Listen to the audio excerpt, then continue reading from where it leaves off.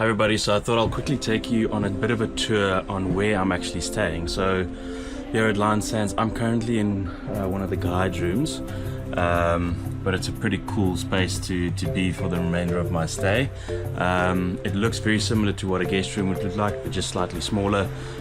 So this is my humble abode for the next couple of days. Check this out. Main bedroom, big king size bed. Got my little workstation set up right over here.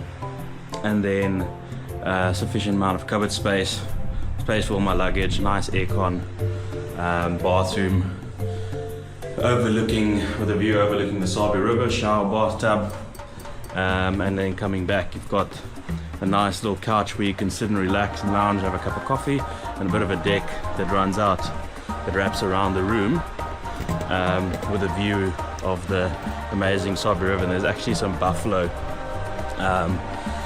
that is in the river now, which is pretty cool. So yeah, this is where I'm staying. Pretty cool spot, beautiful spot.